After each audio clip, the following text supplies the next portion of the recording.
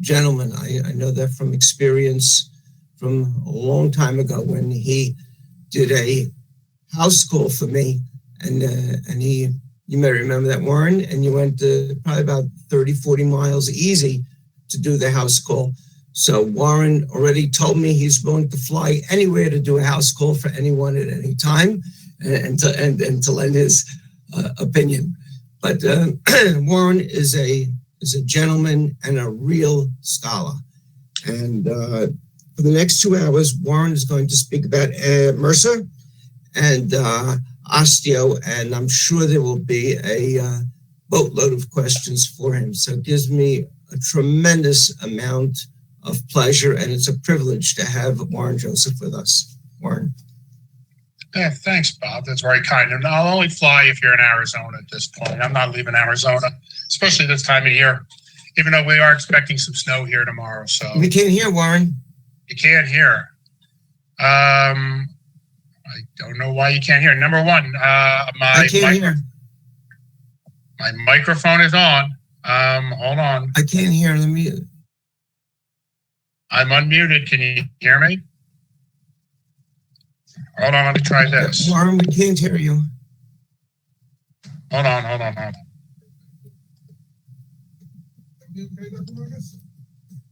We can't hear Dr. Joseph. Okay. I just changed microphones. No, he's there. Can you hear me now? We can't hear him. Can you hear me now? I changed microphones. Maybe your speaker is because I hear him in here. No.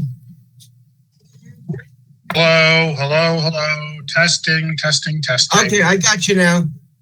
It's not on my end. Okay. I was talking to your IT guy a couple minutes ago. He said I sounded good. So you good? All right, now you're all good. Great. Yeah, I don't know what that was. Okay. Sorry about that, Warren. Go ahead. No, that's okay. Now we have to just show my screen. Let me. I need the slide. So let's see if that works. Okay. Now do this and get rid of that. You're fine now. Okay, we're good. We have the slides. We have the slides up. Is the whole screen now? No, we have your picture too. If you don't want your picture on, just click on the camera. That's okay. I don't see my picture, so I'm good. If everyone else wants to look at me, that's fine. I don't. No problem there. As long as I don't have to look at myself. So thanks for the very kind words, Bob. I appreciate it. And like I was saying, I'm happy to do house calls as long as they're in Arizona, because that's the only place I have malpractice insurance now. So make sure if you're going to call me, it's in Arizona, and I'm certainly not coming east this time of year, even though we are expecting some snow here tomorrow. So it's still better than being on the East Coast in December, January, and February. Anyway, I want to thank you for all attending today, and I'm going to give two talks pretty much back to back. What I'll do is I'll stop after the first one. The first one's a little bit shorter. I'll stop and I'll give an opportunity for questions when we're talking about MRSA. And then I will go into a talk on osteomyelitis. Just FYI, I'm currently an adjunct clinical professor at the Arizona College of Podiatric Medicine, part of Midwestern University in Glendale, Arizona. And of course, I've been editor of the Journal of the American Podiatric Medical Association for something like 30 years or so now. So those things have not changed. Anyway, let's talk about MRSA, or as this slide says, begging for MRSA. It's just a little play on words. Not my idea. It was given to me as a title. Anyway, one of the common threads we're going to see through both of these talks today is this trying to debunk this fallacy that somehow oral antibiotics are bad and IV antibiotics are better, stronger, and more potent. And I've got a lot of data on that in the osteomyelitis talk. And I talk a little bit about it here in MRSA, because we need to get away from this thinking that for some reason IV antibiotics work better than oral antibiotics, because that is just not true. We know that's not true. We know that oral antibiotics can work every bit as well as IV antibiotics. And a lot of that gets to pharmacology. Now, I know when you think pharmacology, your eyes glaze over because you go back to your second year of podiatric medical school. Warren, let me just interrupt for 1 second. For those, the sign-in this afternoon will be 0613. just sign back and send a 0613. I apologize. Oh, thanks for breaking my flow. Jeez. Now I've got to remember where I was. No, just kidding. Anyway, so we talk about bioavailability, and I know your eyes glaze over thinking about pharmacology class, but it's actually a pretty simple concept. The definition of bioavailability is the amount of antibiotic available in the system to treat the bacteria, okay? And that is determined as something called the AUC, or area under the curve. Now, area under the curve is the time concentration curve, and I'll show that to you with the next slide. But how do you determine an AUC? Well, what was the most ridiculous, useless class you took in undergrad? Probably calculus. I don't remember anything from calculus other than the derivative of x squared was 2x. I have no idea what that means even to this day. But I have since learned that the whole purpose of calculus is to determine an area under the curve, which is what we're looking at here. And when you have an antibiotic that has bioavailability of greater than 90% orally, they can be considered for IV exchange. So in other words, you don't have to start with IV therapy. You can use some of these drugs orally from the beginning, from the get-go, without starting an IV, and they will work just as well. So you can initiate with oral. You can do something called sequential therapy, which is replace IV with an oral of the same drug. You can switch therapies, or you can do step-down therapy. I'm not even going to get into that now. Just remember that IV, oral, no difference. And this is one of these time concentration curves. And I apologize for it being a little out of focus. I grabbed it off the web. And if you look and you give an IV, that's the yellow curve here. You know, when you give an IV antibiotic, you get an immediate, relatively high peak. But you also can get a fairly rapid fall off of the amount of drug. Whereas usually with orals, they're going to be a more gradual peak, but a slower fall off. So if you calculate those areas under the curve, so in other words, the area under that's colored in yellow and green in this case where it matches the blue, and the blue area, the blue and green area, that's oral, that's intravenous. If you calculate that oral bioavailability out, you can see that in many cases they can be the same. So what antibiotics have excellent oral bioavailability? Which antibiotics can you start immediately when you are thinking of using IV, but now want to use an oral, or for some reason the patient can't have an IV, they won't go to the hospital, whatever reason? There are a number of drugs you can use. For instance, clindamycin has excellent oral bioavailability of greater than 90%. And clindamycin is not a bad drug. It's not great against MRSA. There's something called an IMLS gene, an inducible macrolide lycosamide streptogramin gene, which even if the clindamycin says S on the culture report for MRSA susceptible, it will turn resistant on therapy. But I like clindamycin because it's a protein synthesis inhibitor. And as a protein synthesis inhibitor, it decreases the production of toxins. See, Staph aureus produces toxins, endotoxins, exotoxins, which cause infections to spread. Well, because those toxins are proteins, if you give the patient clindamycin, you can get a very, very rapid decrease in that cellulitis and that spread of infection because of the fact that the drug inhibits the toxins. So clindamycin, I think, is a really, really good drug. Quinolones. We know that quinolones have excellent bioavailability. There's no reason to ever give a quinolone IV. You can give it PO. I hate quinolones. Anybody who's heard me lecture in the last 20 years have heard me say this. There is no reason in modern podiatric medicine to use a quinolone unless you have a documented gram-negative infection. If you ever got a gram-negative infection, I'm okay with quinolones. Why don't I like quinolones? Well, they cause resistance. They cause methicillin resistance. They can induce it. They can induce gram-negative resistance. At one hospital I was at, 50% of E. coli were resistant to quinolones because of overuse of quinolones. They have tremendous side effects. You're familiar with the black box warnings, such as the tendon ruptures, myasthenia gravis. You can't use quinolones in a patient who has a history of aneurysms because you can blow out an aneurysm. That's a relatively recent addition to the complications.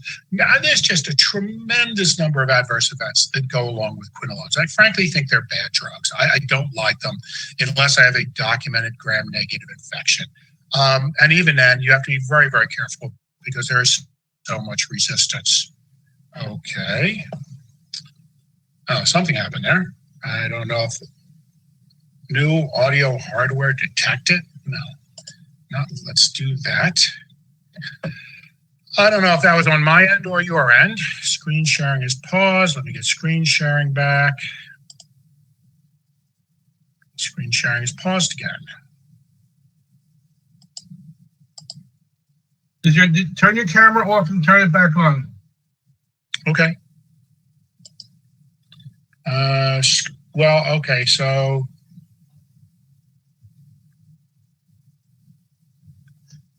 click on the camera. no, I know. I'm doing that now, and it's not there. It should be, the web camera should be coming up again. And let me show the screen sharing again. Okay. Are we good now? There's something wrong with your webcam. If you can just turn your webcam off and go on with the slideshow. Okay. It might be some bad bandwidth issues. Okay. All right. So the webcam is off, but I've lost with losing the webcam, I've lost the screen share. Click on your screen on the right-hand side. Show my screen. Okay. Hold on. Let me stop sharing my webcam first.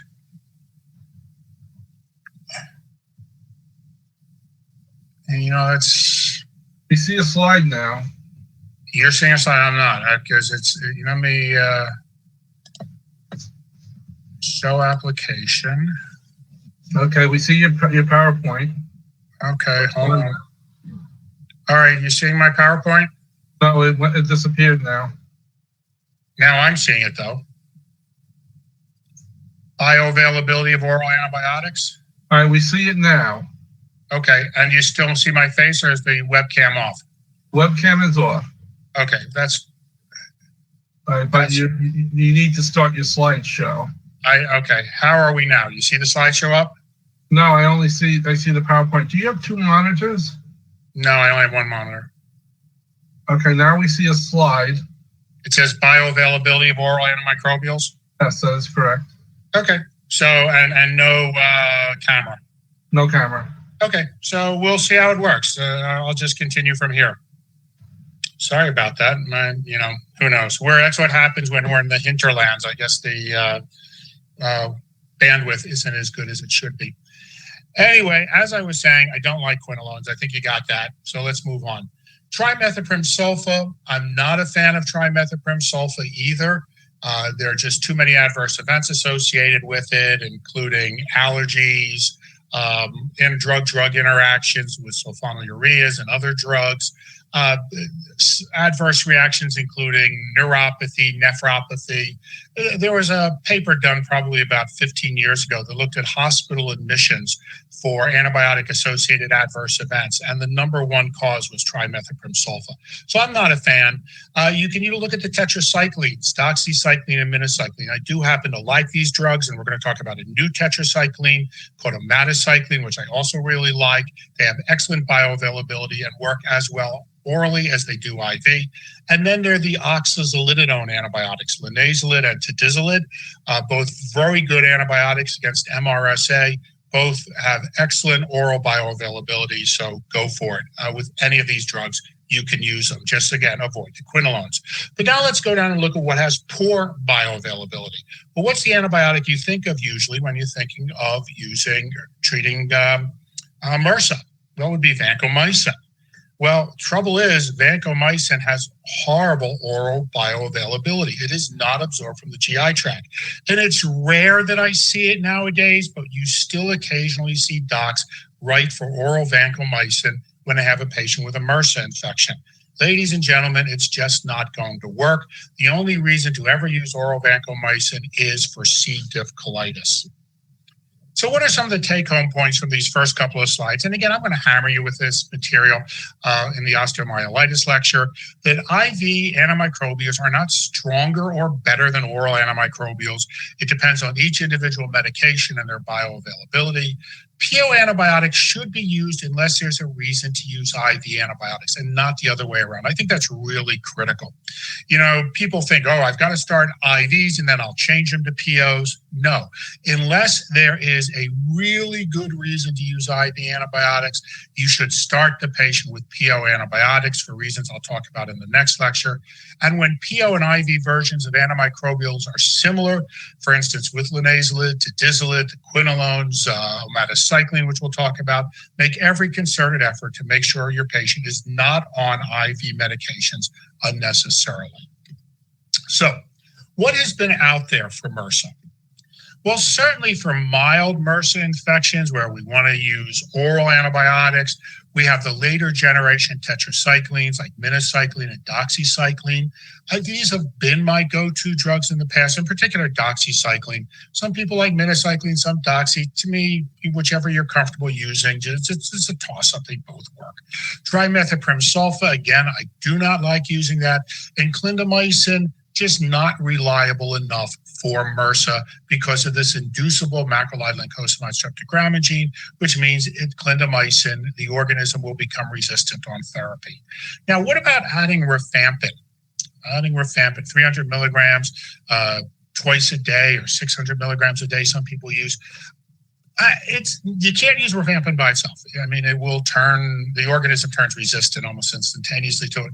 But there are people who use rifampin in combination with these other drugs in order to have some synergy. Now, that's very big in Europe. Not so much in the States. In the States, some people do it.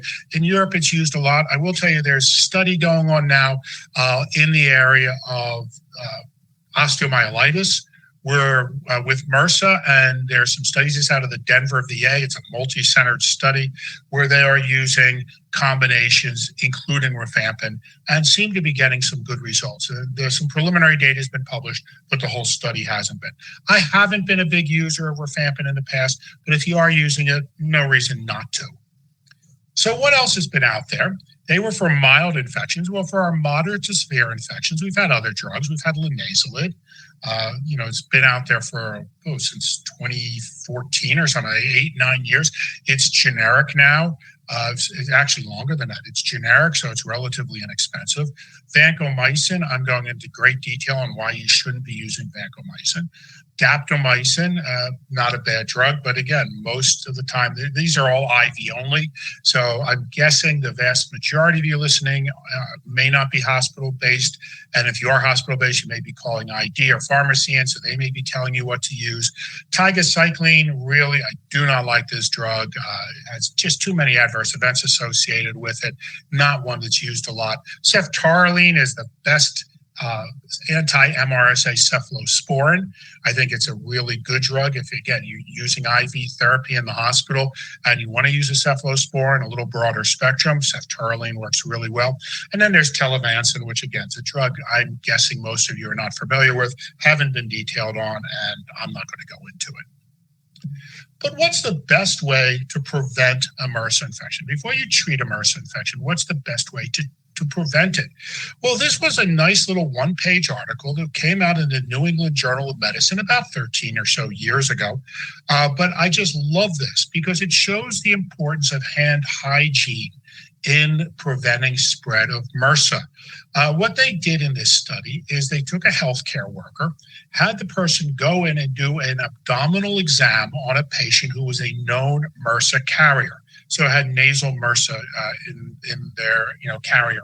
So after they did the abdominal exam, the healthcare worker came out and put their hand on this agar plate. And you can see almost a perfect handprint of MRSA colonies. Then they had the same healthcare worker go in and do another exam, but this time after the exam, they used an alcohol-based hand gel. And you can see on the right-hand side, no MRSA colonies. So this really shows the importance of hand hygiene. I think it can't be overstated that we need to be doing proper hygiene before you go in to see the patient, when you come out after seeing the patient, after you've handled the patient's chart. It's really important to be doing this sort of hygiene. Now, on top of that, for those of you who are hospital-based, you may or may not realize that you are being watched because your infection control committee used to be called, or infection preventionists, used to be called infection control. Now it's called infection preventionists. What they do is they have spies on the floor because hand hygiene is reportable to the feds. So they will have people on the floor watching that you perform proper hygiene before you go in and after you come out of the patient's room. So you may think you're pulling one over somebody, but you're not. Please, please, please, hand hygiene. Of course, people don't even think twice about it nowadays because of with COVID, we all became addicted to alcohol-based hand gels and solutions, and so using them a lot more probably than ever used to. So let's now talk about vancomycin. Now, this is pretty critical for those of you who have patients in the hospital. If you're strictly office-based, it won't be as important, except I think you need to know this, that vancomycin is a terrible antibiotic. It always has been a terrible antibiotic. It first came out over 60 years ago. That's 60 years ago. It's something like 60 or 65 years old. It's just not a particularly good drug. And this is a real cool little statement. This was already 13 years ago. It came out from Stan Darazinski. I've worked with him in the past. At the time, he was at Stanford. And what he said, this was at one of the infectious disease meetings. He was doing a point-counterpoint about the use of vancomycin. And I love the title of this. Vancomycin and Staphylococcus aureus, an antibiotic enters obsolescence. Well, that was 13 years ago it entered obsolescence, and people are still using it.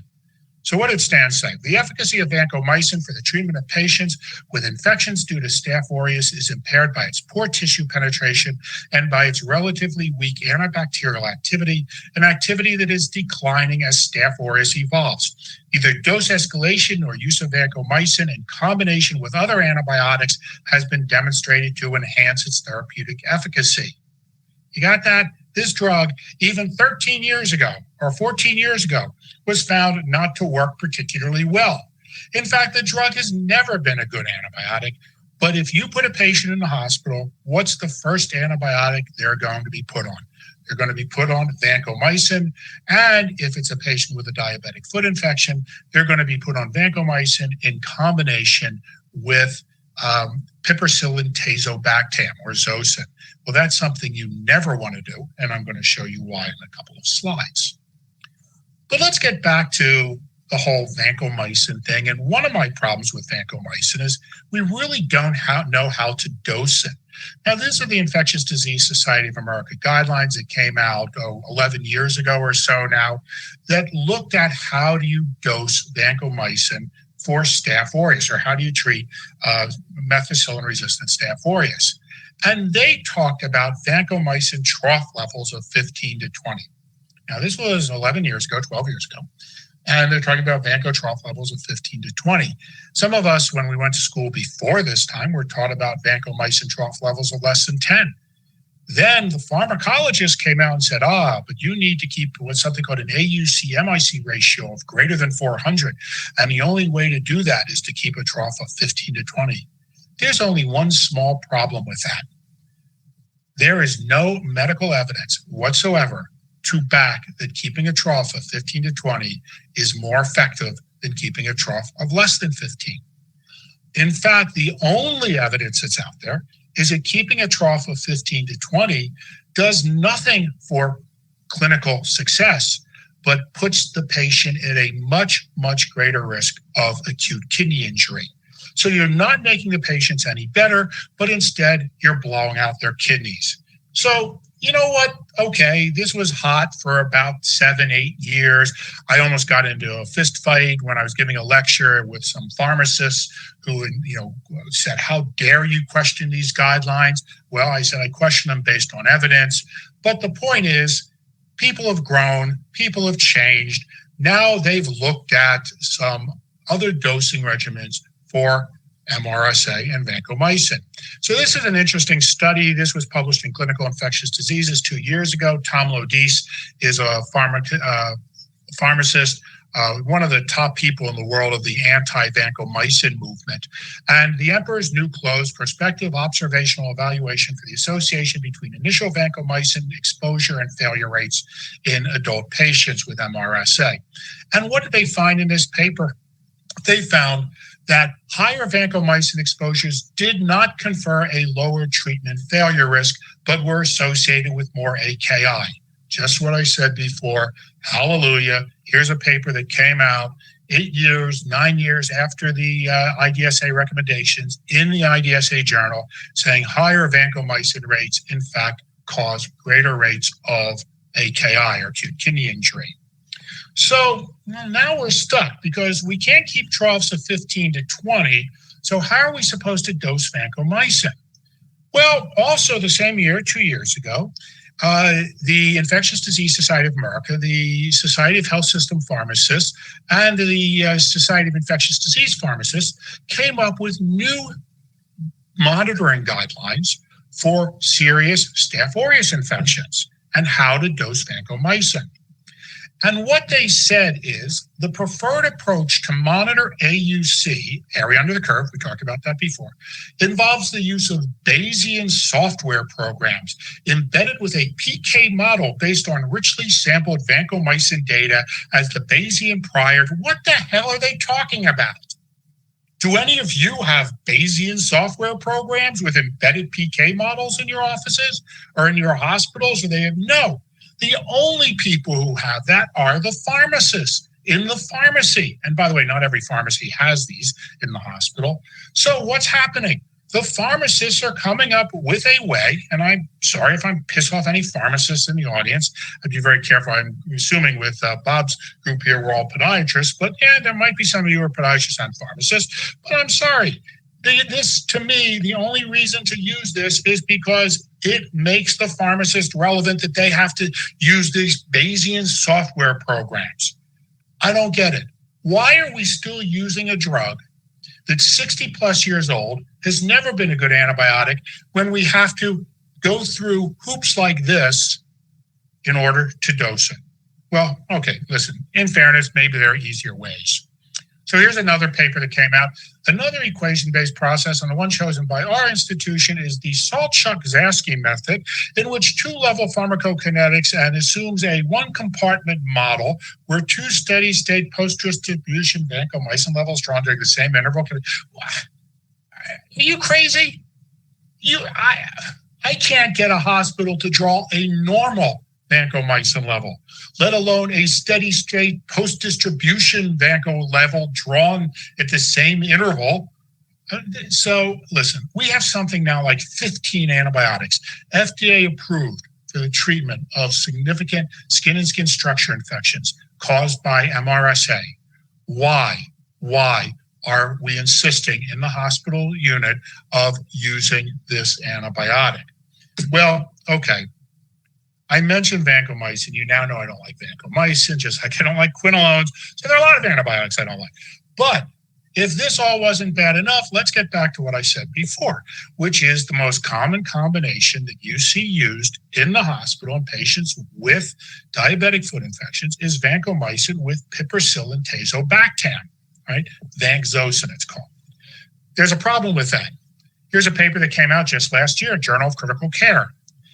Concomitant vancomycin and piperacillin tazobactam administration in adult ICU patients was independently associated with an increased risk of acute kidney injury. So if it wasn't risky enough to use vancomycin, now we see that the combination of vancomycin and piperacillin tazobactam is synergistically nephrotoxic.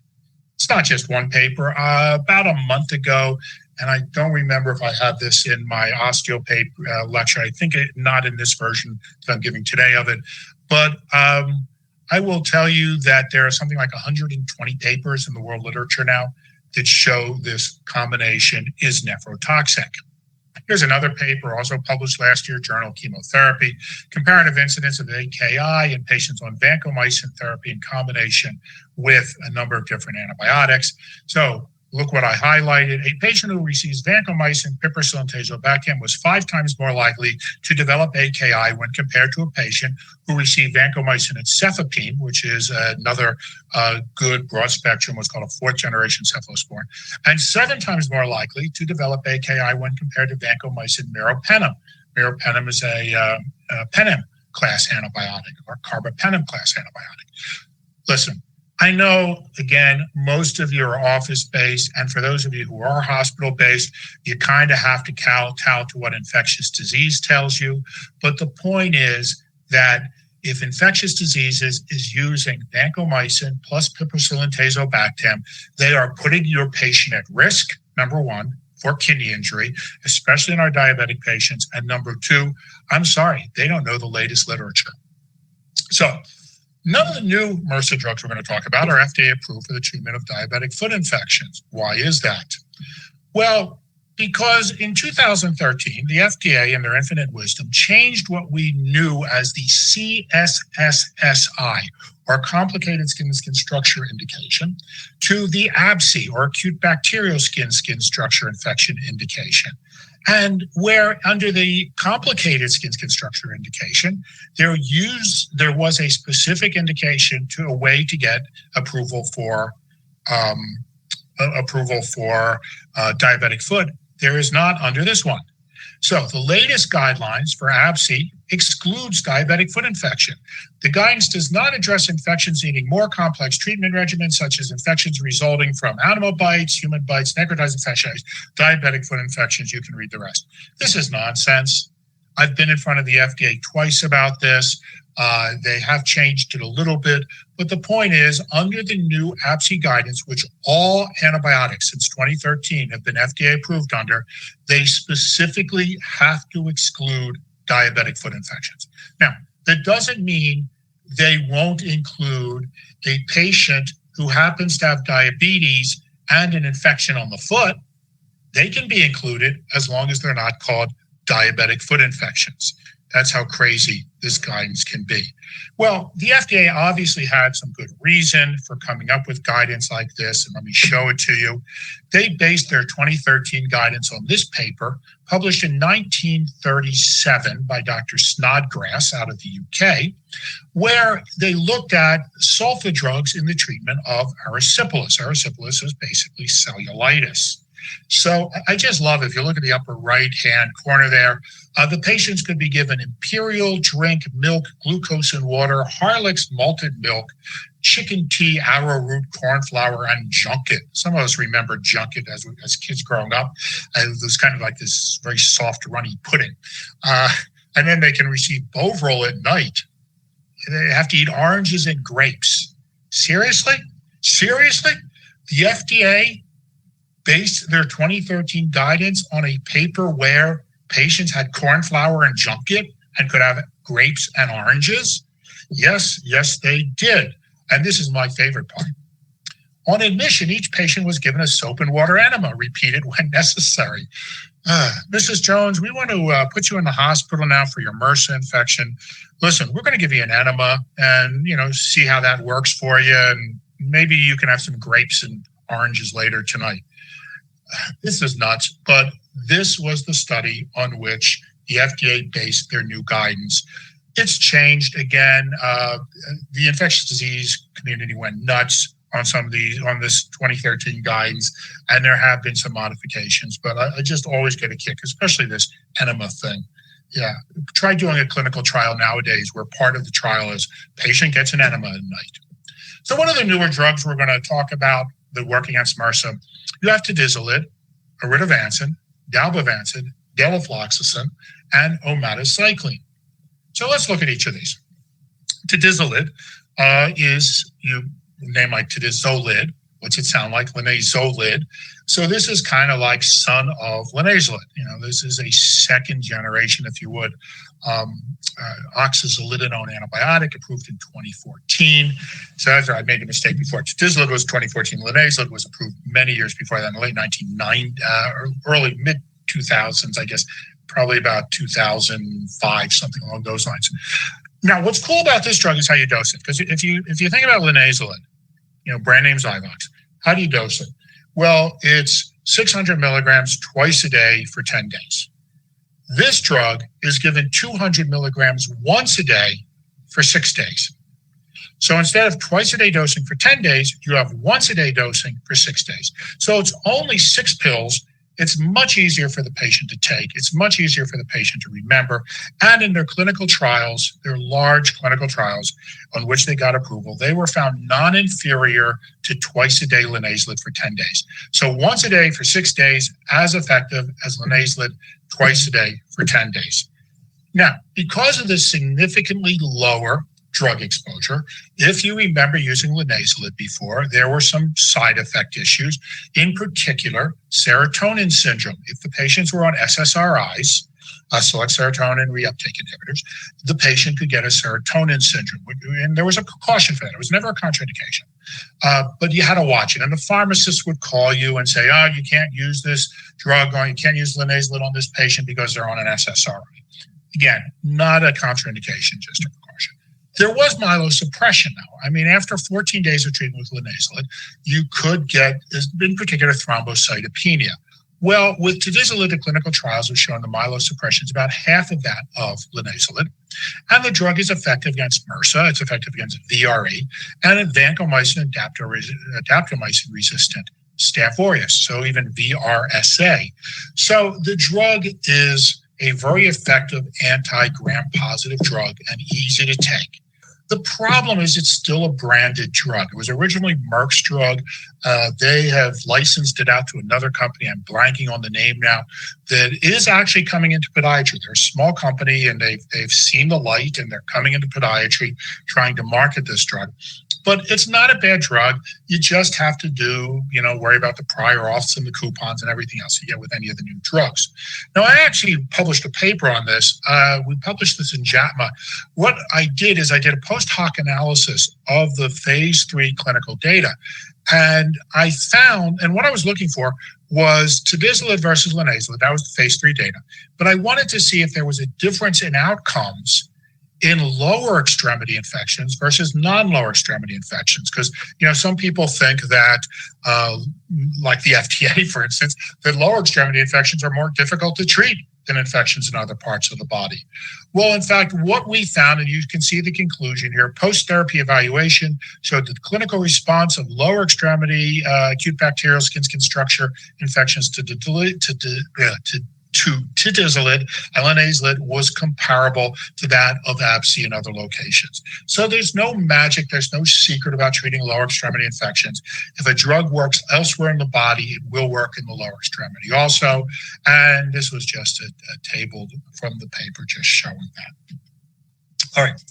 Now we're going to switch gears and talk about 2 interesting drugs that are classified as what are called lipoglycopeptides. Now, glycopeptides, vancomycin is a glycopeptide. All right, that's the class of drugs under which vancomycin falls. But these are lipoglycopeptides. All right, so slight modification that makes them much longer half-life. This was approved in 2014.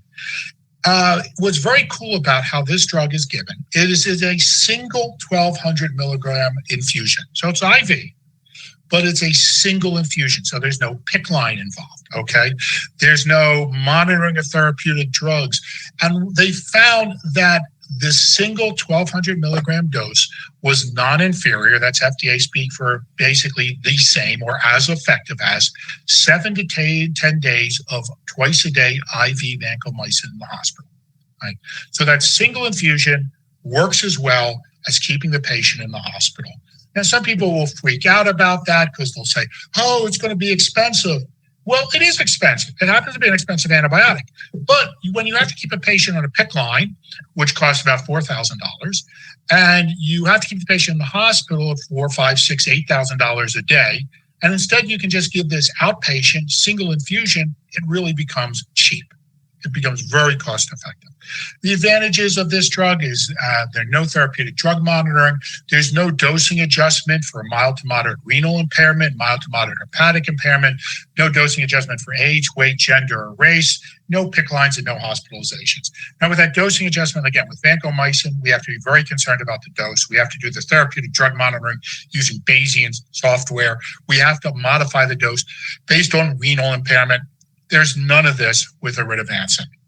Likewise, there's none of this with Dalbavancin. Dalbavancin is another lipoglycopeptide, also approved in 2014. It's effective against gram-positives, including MRSA and VRE. It was originally a two-dose regimen, 1,000 milligrams followed by 500 milligrams, but now they're doing a single 1,500 milligram dose. So just like the Iridovancin, which was a single 1,200 milligram dose, this is a single 1,500 milligram dose, and there's no dosing reduction for dialysis. There's a little dose modification. Unlike the Iridovancin, with Dalbavancin, there is a dose modification for a creatinine clearance of less than 30. Okay, but otherwise, you have the simplicity of single dose. We're using this a lot. I'm working with a nurse practitioner up in Flagstaff, which is about 45 minutes out north of where I am in Sedona.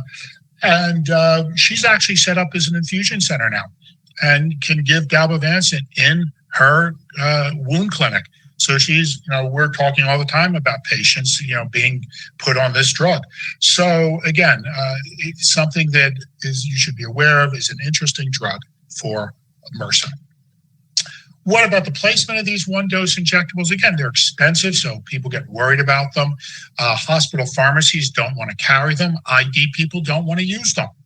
Why don't ID people want to use them? Because how do ID people get paid? They get paid by RVUs, seeing their patient on consult in the hospital and following them up and doing things like dose modifications on vancomycin. Well, in a drug that you only have to give one shot, you don't get that follow-up, you don't get those visits, you don't even get the hospitalizations. And as you know, most IDs are hospital bigs. Try finding an outpatient ID. It's not easy. And again, the pharmacies don't want to carry them. It blows the budget, what we call a budget silo with the pharmacy. Even though they might save money for the health system, they cost too much for the pharmacy. Which patients would benefit? Any patient that's severe enough for an IV, but you don't need to hospitalize them.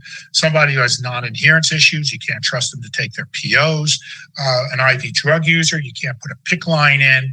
So you see this drug being used a lot in EDs, observation units, outpatient infusion centers, like the nurse practitioner I work with in Flagstaff, or independent outpatient infusion centers, freestanding infusion centers. And certainly a drug like this, fantastic during the COVID pandemic, especially when we were in the heart of it, where patients did not want to go into the hospital. The last two drugs we're going to talk about are oral or IV. Both of them have really good bioavailability. This is delafloxacin. This was the first quinolone that was designed to be active against MRSA. So specifically designed anti-MRSA quinolone, where not only does it work against MRSA, it maintains the gram-negative activity of other quinolones, including Pseudomonas. So if you have a mixed infection, including Pseudomonas, which is almost never a pathogen in the foot, certainly those of you who have heard me lecture before know that there is little evidence that Pseudomonas actually causes infection in the feet, other than punctured osteomyelitis. And the drug, because it has unique mechanism of action, may be active against quinolone-resistant gram-negative rods. It also is available IV or PO. Forget the IV, you're not going to use it. If you're going to use it PO, it's 450 milligrams Q12. There's no change with renal insufficiency. So again, easy to dose, don't have to worry about monitoring levels or anything like that, and don't have to do dosing adjustment with renal insufficiency. What are the downsides? Well, okay, and the pivotal trials showed delafloxacin was non-inferior to vancomycin plus or minus aztreonam. Aztreonam is an antibiotic that only works against gram-negatives. And they have one that was an IV only and an IV to oral switch. You know, in any studies that were strictly PO from the beginning on. Just they have some that were IV and some IV to oral switch. The downside to this drug is it has the same class effect black boxed warnings as other quinolones. Now, in fairness, it is probably less likely to cause some of those side effects of the other quinolones. In their clinical trials, they did not show any tendon ruptures. So it may be safer. I haven't seen any follow-up data to that. You may be marketed on this drug. The company's Melinta, they had gone bankrupt, they disappeared, they came back. They also make a ridavansin, which is that 1,200 single dose drug I talked about. So you may hear about this drug, certainly with mixed infections where you're concerned about Pseudomonas and you're not concerned about quinolone use, which, I don't like quinolone use, but again, that's me. You might want to consider. And the last drug is omadacycline. Now, in disclosure, I do work as a consultant and I do work as a speaker for this company. It's called Paratech Pharmaceuticals. The brand name on the drug is Nucyra. This was FDA approved in 2018. So this is the most recent of the anti-MRSA drugs we're going to talk about from an approval standpoint. It is what's considered a third generation, or they like to use the term modernized tetracycline. It's an aminomethylcycline tetracycline. That's important only in that because of its design, it works against organisms that can be resistant to other tetracyclines, including doxycycline and minocycline, because we know there's increased streptococcal resistance to other tetracyclines. This drug maintains activity. Not only is the drug effective against gram-positives, including MRSA, it is also effective against gram-negatives. It is not effective against Pseudomonas and Proteus. But again, I don't think Pseudomonas is a major issue in the foot, so I don't concern myself with that. But it is effective against Enterobacter. It's effective against Klebsiella. So it is effective against organisms that we do see gram-negative occasionally in lower extremity infections. The dosing of it, again, it can be IV or IV to oral. I don't think you're going to be using it that way. I think you're going to be using the oral. With the oral, it's a 450 milligram load. This comes in 150 milligram tablets. So day 1 and day 2, the patient takes 3 tablets once a day. And then from day 3 on, they take 2 tablets once a day. So it's a once a day drug. They have to do the 2 tablets once a day, but it's a once a day drug. So easy for the patient to take. It's not twice a day. It's not 3 times a day. There is no dosing adjustment in renal or hepatic insufficiency. One of the advantages of the tetracyclines is they have the lowest potential to cause C. diff. C. diff, we used to call Clostridium, and now Clostridioides difficile, is still a major problem in patients on antibiotics. The tetracyclines, we know from risk analysis, are the least likely class of drugs to cause C. diff infections. And this is their clinical trial. It was published in a relatively unknown journal called the New England Journal of Medicine. Just kidding. Omadacycline for acute bacterial skin and skin structure infections. And what they found is omadacycline was non-inferior. Again, FDA speak for the equal to linezolid with respect to early clinical response with 84.8% versus 85.5%. Now, please be aware with this drug, you do have the potential for adverse events, in particular nausea and vomiting. And that is a concern with this drug that seems to be related to the first 2 days, which of course is that higher loading dose at 450 milligram once a day for day 1 and day 2. So there are higher rates of nausea and vomiting. Just let your patient know the studies have shown that once the patient is back down to the 2 pills a day, that tends to go away. And in all their clinical trials, only 1 patient discontinued because of nausea and vomiting, so it tends to be mild. This is a case of omadacycline use. Lee Rogers at the University of Texas, San Antonio, chief of podiatry, and I work very closely. He's constantly emailing me or texting me pictures of his cases, and we're talking about them. This is a patient that he saw in his clinic, and they started this patient on omadacycline. After 2 doses, it would look like this. All right. Now that's incredible. That's incredibly fast. And he just sent me another one last week. This drug just seems to knock the cellulitis out very, very rapidly. The reason could be not only its antibacterial activity, but tetracyclines are anti-inflammatory. They're inherently anti-inflammatory. So that may be some of the reason why you get this rapid decrease in the amount of cellulitis. All right, so in conclusion, IV antibiotics are not stronger or better than orals. Oral antibiotics can be initial therapy for many infections. There are multiple antibiotics, both IV and oral, available for the treatment of MRSA. For, again, something like 15 antibiotics now, FDA approved for the treatment of MRSA. And so we don't need to use vancomycin, has significant issues with dosing and safety, and consider initial oral therapy even for moderate to severe MRSA infections when the patients do not require hospitalization. So with that, Perfect. cool. Okay.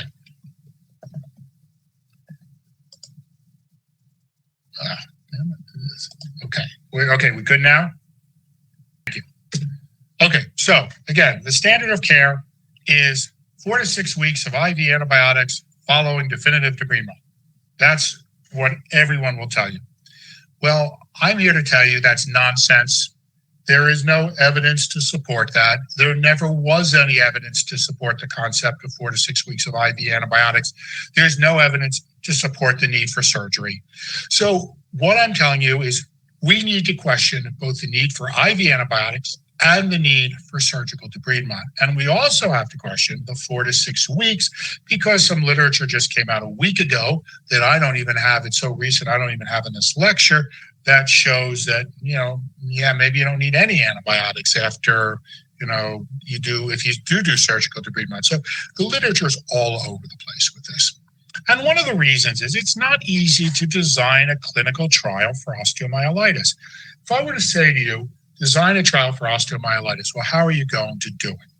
How are you going to diagnose osteomyelitis? Well, you can take a bone biopsy, which is, you should. I mean, that's definitive diagnosis. But then you can get into an argument is once you take a bone biopsy, do you send it for culture or do you send it for pathology?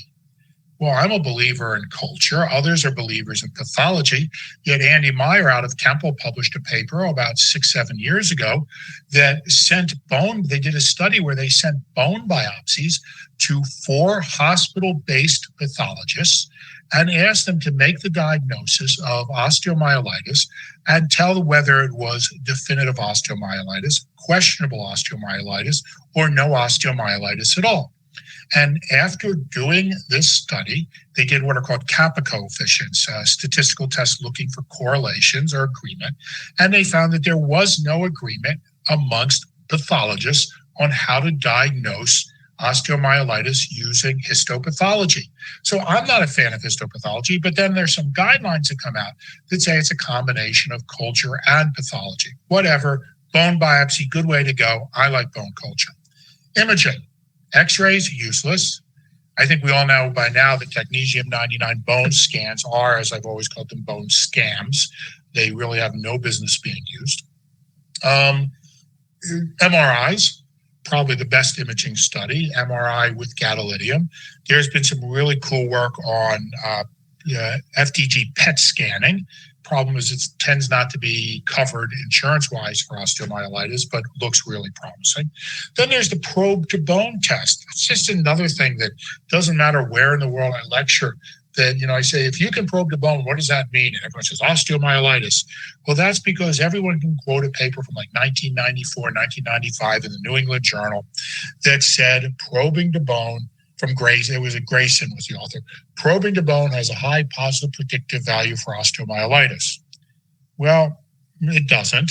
There have been 2 or 3 studies since that have shown that probing the bone is no better than a coin toss when it comes to osteomyelitis. So how did that happen? Why did this come up with, probing the bone works?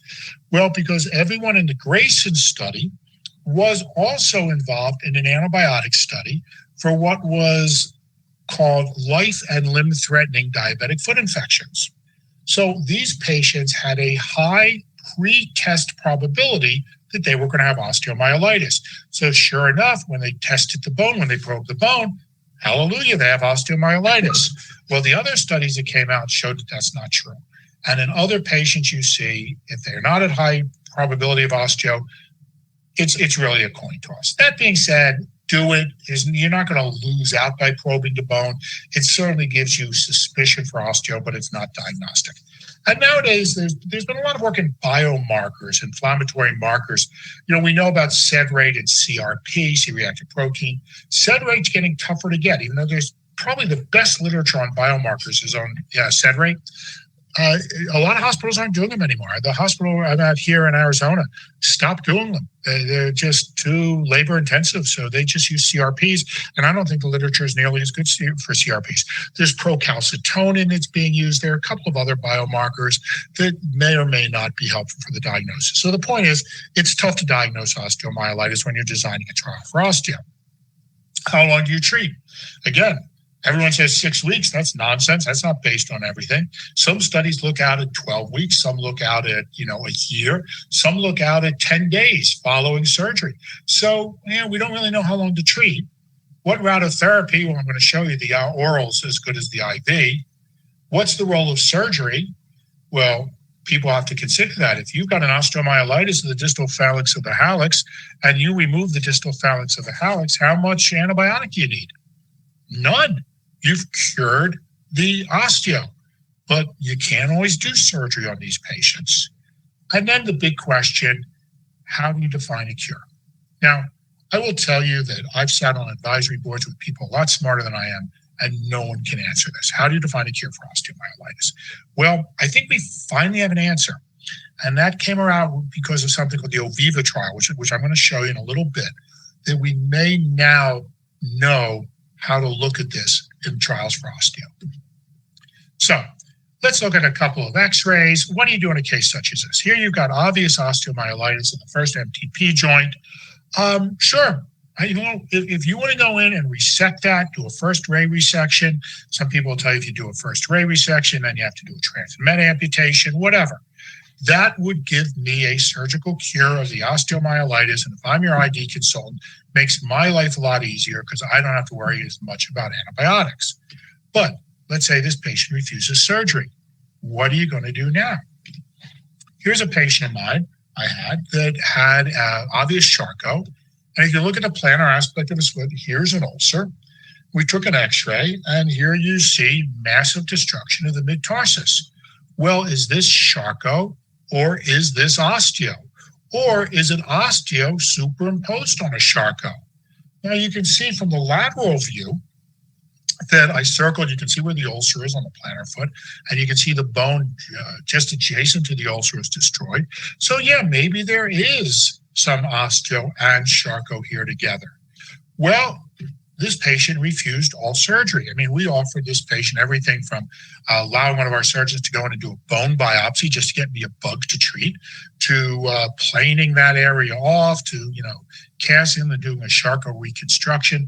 Patient refused everything. He was a missionary and was going to some mission in like Fiji or something like that. So we put him in a crow walker, said, you got to limit ambulation as much as you can. Well, he came back from his mission, and sorry about the pun, but the crows came home to roost, and now he's totally pussed out, and he goes on to an amputation. So in some patients, with this bad of a deformity, he refused surgery. There's not much you can do, and he wasn't taking his antibiotic, I can guarantee it. Well, there's an empirical basis. I'll get to the literature soon enough. But there's an empirical basis we all work on where we know that antibiotics will work against osteomyelitis. It's worked for every one of us at one time or another.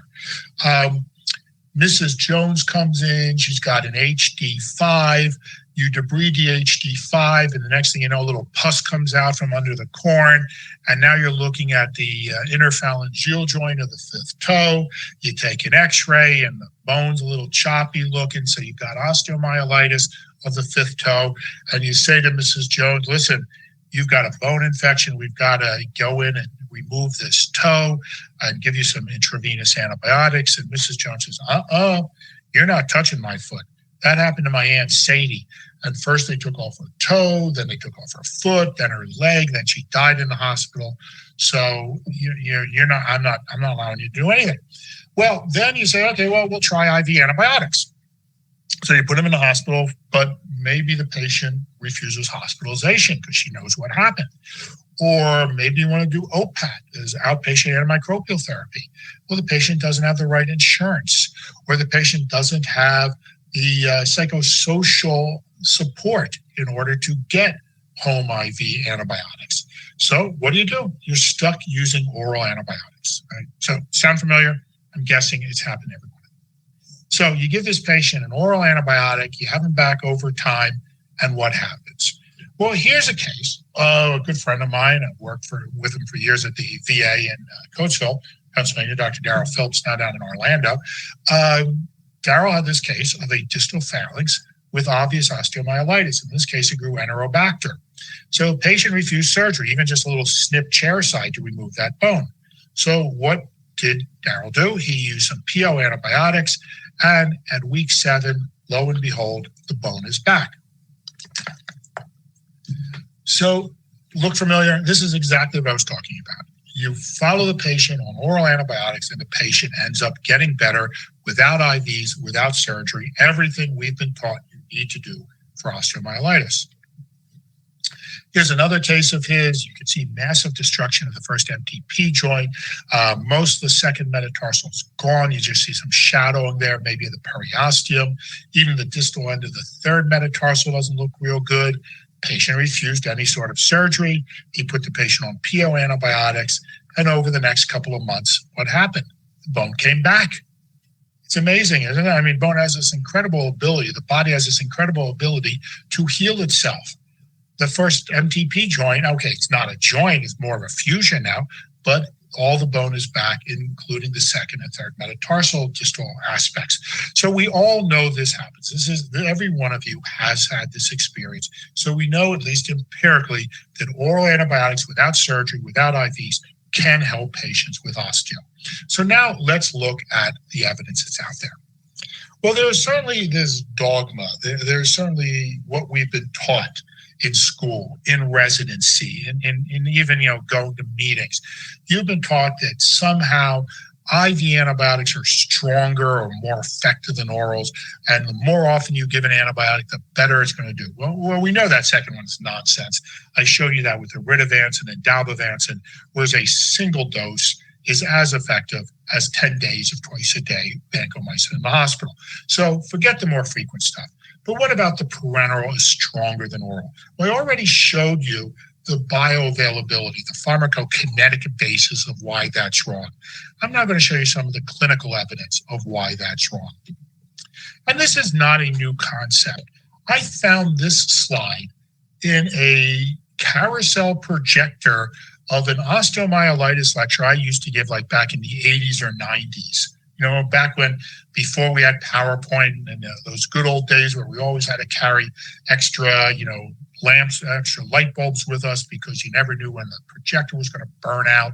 But I had to take this text from this 35 millimeter slide and just write it out to present to you today.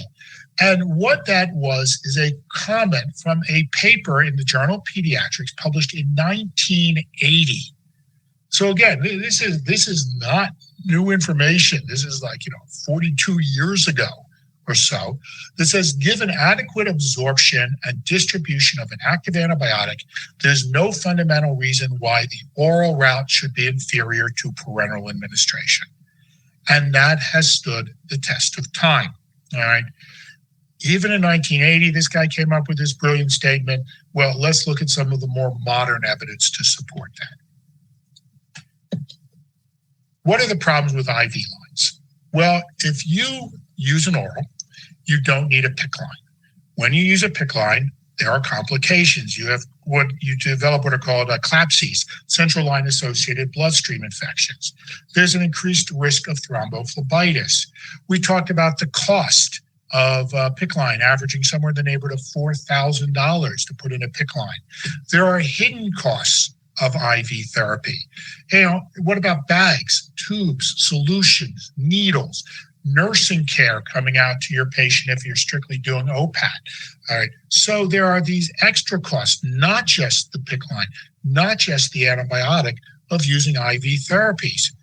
And you can have earlier discharge, what's called rapid IV to oral switch. If you need to start IVs, start IVs in the hospital, because after all, you can't keep a patient in the hospital if they're not getting IV antibiotics because they're not receiving hospital level care.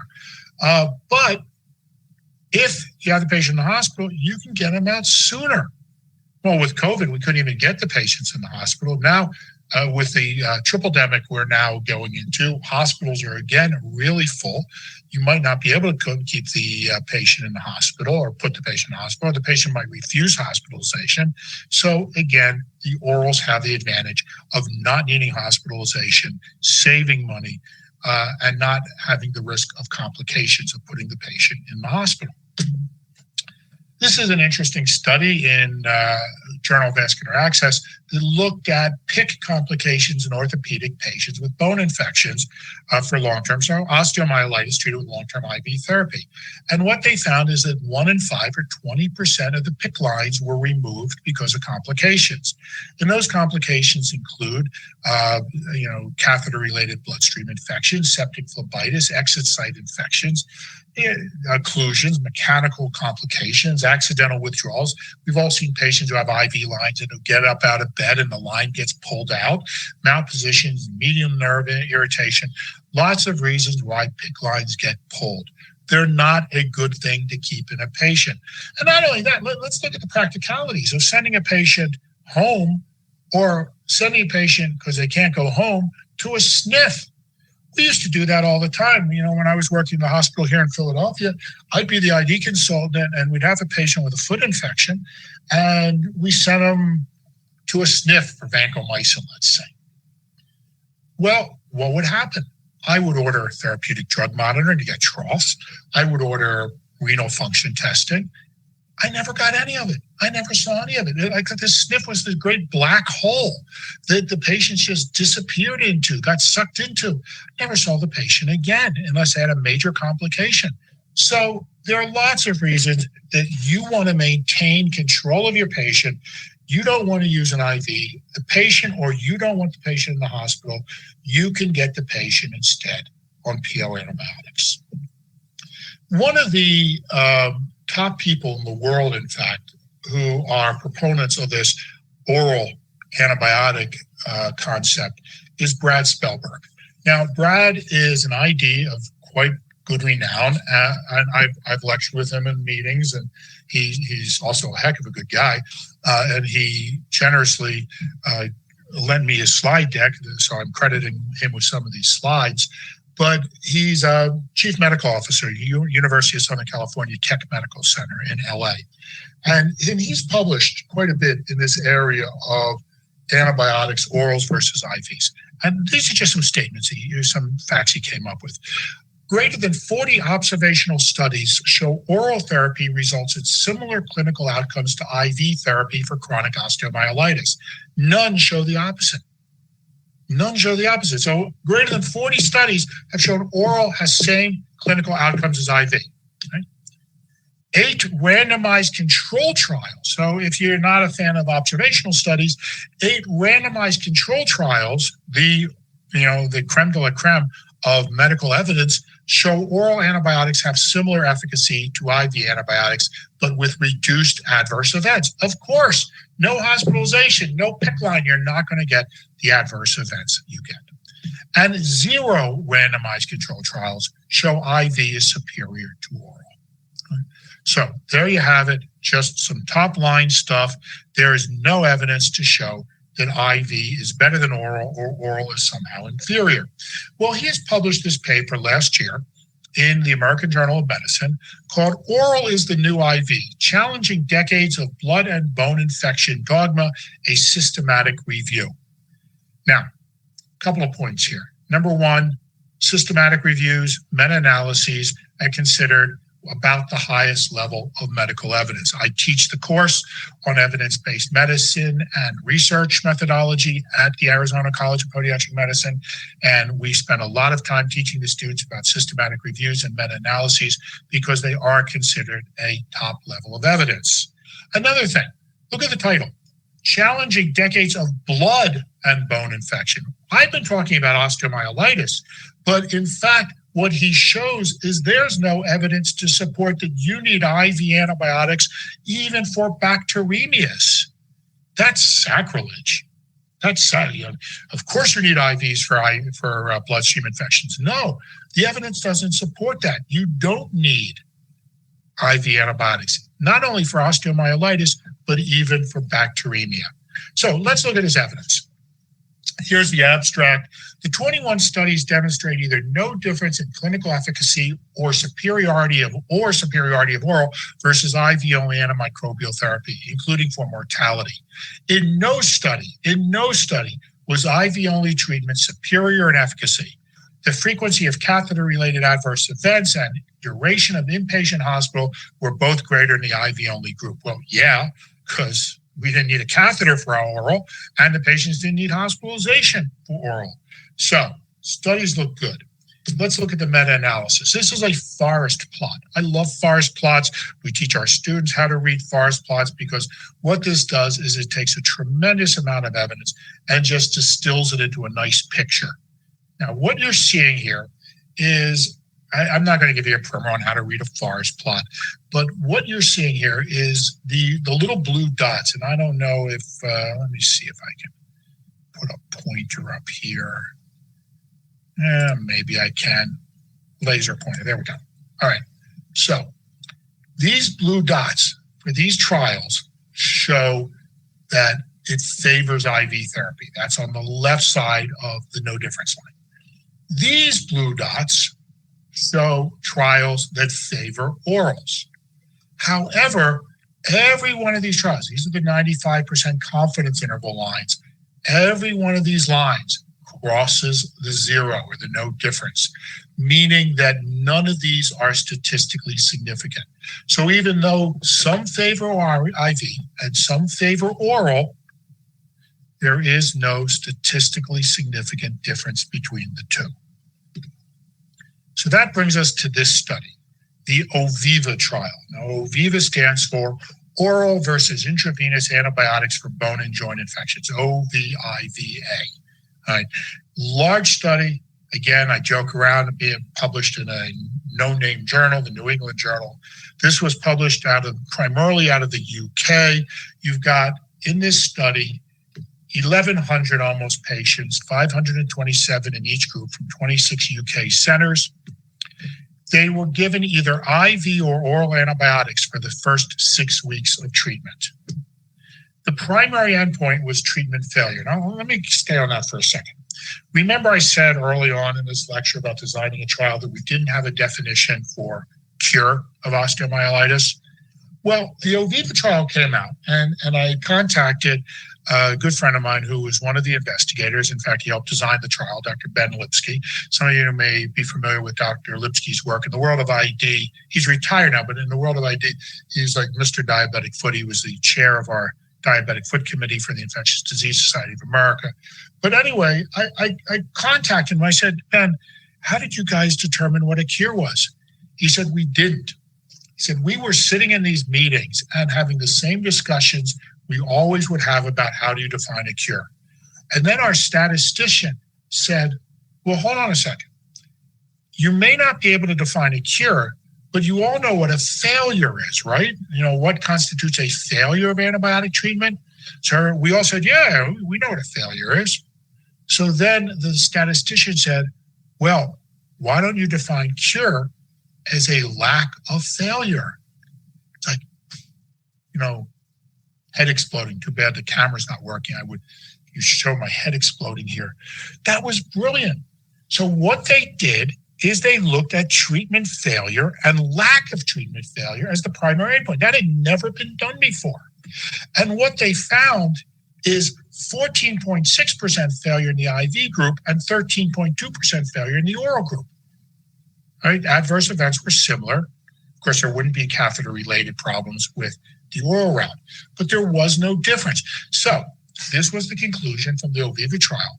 Oral antibiotic therapy was non-inferior, again, the same or as effective as intravenous antibiotic therapy when used during the first 6 weeks for complex orthopedic infections as assessed by treatment failure at 1 year. This is huge, huge, huge study. This should change the way we practice treatment of osteomyelitis. Well, that didn't stop one of the editors of the New England Journal from writing an editorial that was amended to this paper saying, this is a wonderful study and the conclusions are interesting, but should we really decide to change our course of therapy based on this one trial? Are you kidding me? You've got the biggest trial ever on osteomyelitis, shown that orals work, and they're questioning it. This editor's questioning it. Well, that made Spellberg come up with a couple of statements here, which I love. And I'm going to show you those in 2 slides, because there's this daughter of Oviva, because some of you maybe want a podiatric study. This was done out of the Denver VA. And this was published Journal Foot and Ankle Surgery. And they actually called themselves the daughter of Oviva. So what they did, much smaller, instead of 1,100 patients, it was 65 patients. But they found treatment failure and treatment success about the same. Of the treatment failures, 53% were in the intravenous group and 47% were in the oral group. So not a statistically significant difference, but again, oral and IV work the same, and this was specifically podiatric patients, foot and ankle patients. So Spellberg, reading Oviva and reading these editorials by this person, came up with some interesting points. Historical practice based on no data should not require perfect data to overturn it. Any reasonable data should suffice. I think that's true. I mean, we're talking about this historical practice of 4 to 6 weeks of IV antibiotics based on nothing. Yet we have really good data here now to show that you don't need surgery, you don't need IVs, you don't need 4 to 6 weeks. Why are we questioning this?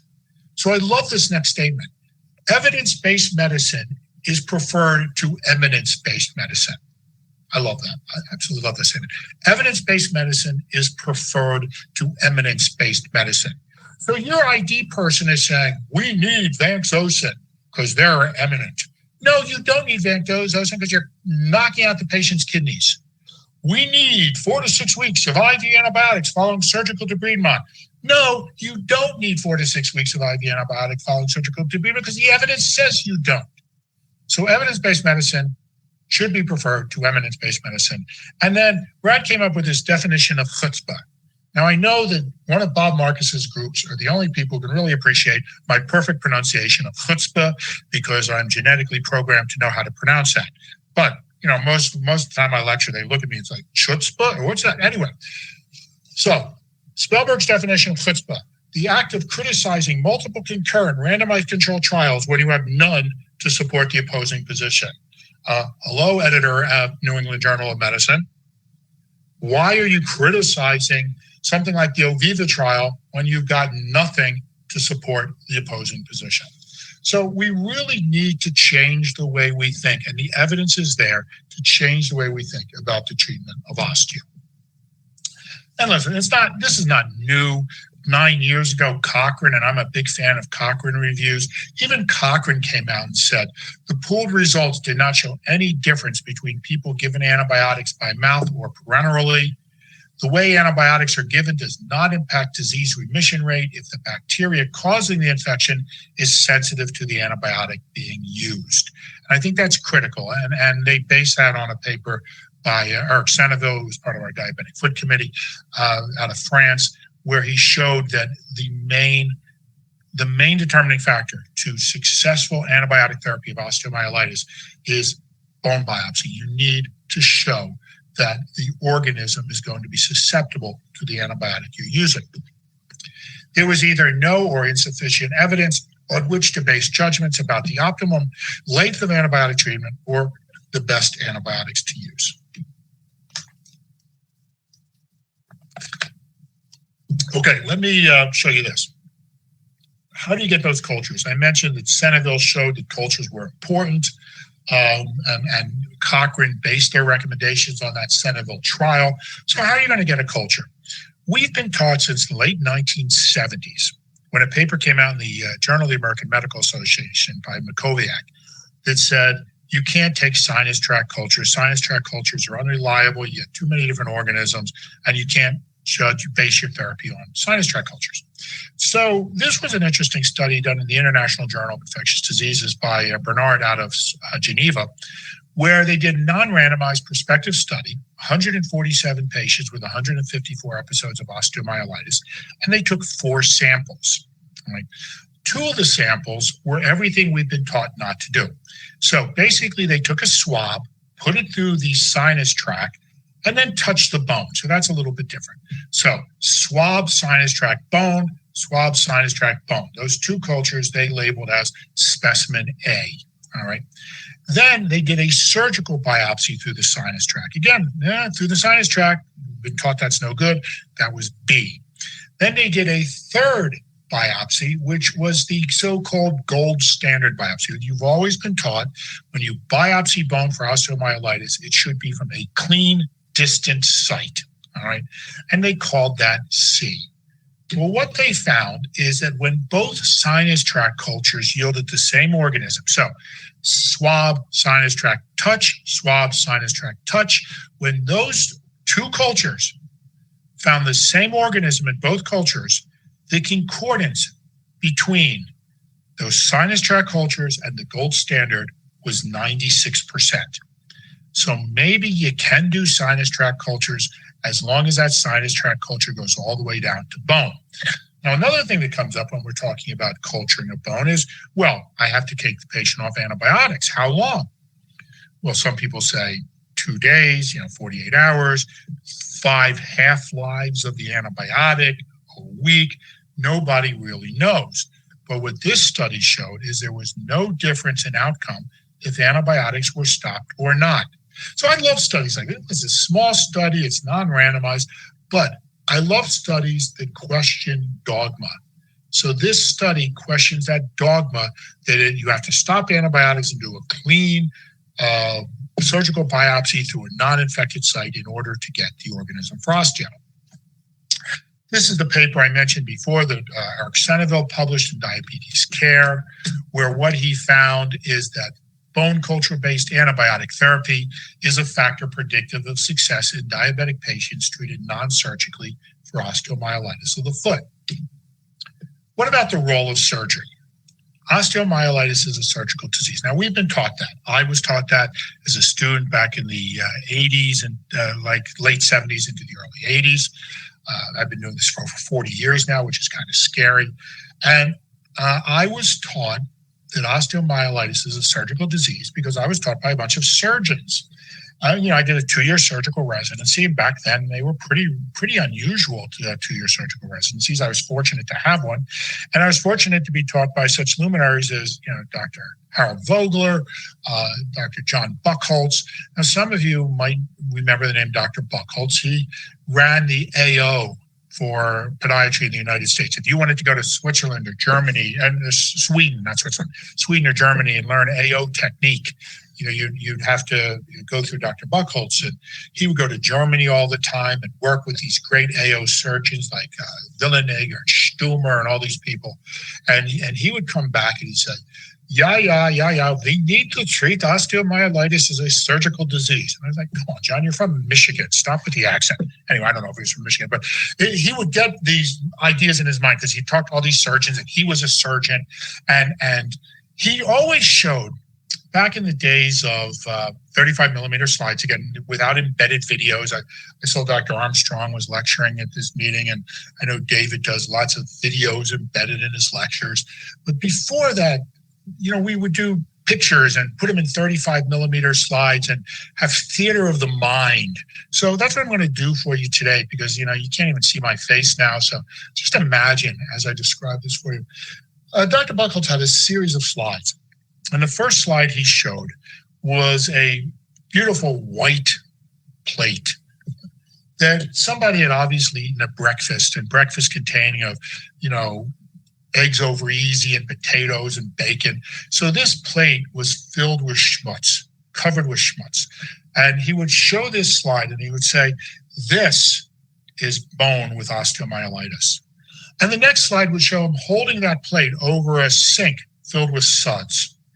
And he would point to the suds and say, that represents antibiotics.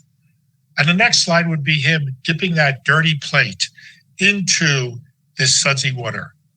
And the next slide would show him lifting up the plate, and all the schmutz was still on the plate, but all the bubbles, all the suds were just dripping off the plate. And he would say, that is the effect of antibiotics on osteomyelitis. Then the next slide would show him holding a scrub brush. And he would say, this scrub brush represents surgery. Then the dirty plate and the scrub brush go down together into the sudsy water, and up comes a sparkling, clean plate. And he'd say, that is the effect of surgery on osteomyelitis. Yes, my dear friends, that is what passed for evidence-based medicine in the 1980s. All right. Well, we know better than that now, and we know that, in fact, antibiotics alone can treat osteomyelitis. Way back in 2004, so oh my goodness, almost 20 years ago now, William Jeffcoat out of the UK and Ben Lipsky, I mentioned earlier, published a little review article that talked about conservative therapy for osteomyelitis and talked about how numbers of reported patients, even at the time, even in 2004, were over 500. We're in the thousands of patients now in the reported literature treated with predominantly medical and non-surgical therapy. Yes, we talk in our IDSA guidelines and in the more recent International Working Group guidelines, talk about when to use medical therapy versus surgical therapy, but this is not new. Going back 1997, 77% of diabetics with osteo resolved completely with oral antibiotics, so not even IV, oral antibiotics alone, up to 6 years of follow-up. 50 patients, 1999, occasional debridement, 100% IV, 70% remission rate, 100% IV, no surgery, 79% remission rate. Older studies go back quite a ways, but show that patients didn't need surgery even back then. John Emble, who was also on our diabetic foot committee at the Infectious Disease Society, showed the study. Now, this study's been questioned by some people. Some people have questioned the data. But what he found is diabetic foot osteo was effectively managed with oral antibiotics with or without limited office debridement. And that was 97 patients. This, to me, is the best study that's been done out there on non-surgical management. This is by Fran Game and William Jeffcoat out of the UK. 147 patients over a 5-year period, 113 treated non-surgically, 34 treated surgically. Only 18% were admitted for IV, so all the rest were treated with oral. So again, the majority of these patients, oral antibiotics without surgery, treatment for 61 days, sort of 2 months worth of treatment. And what they concluded is the results confirmed that although urgent surgery is indicated in some patients, no one's questioning that. You have an abscess, a necrotizing fasciitis, a septic patient. Absolutely, you need surgery. Non-surgical management of those without limb-threatening infection is associated with a high rate of apparent remission. And let's look at the flow chart from this study. You can see here remission without surgery, 82%. Remission with surgery, lower at 78%. Now, granted, the with surgery numbers are much smaller than the without surgery numbers, but this just suggests, again, you don't always need surgery.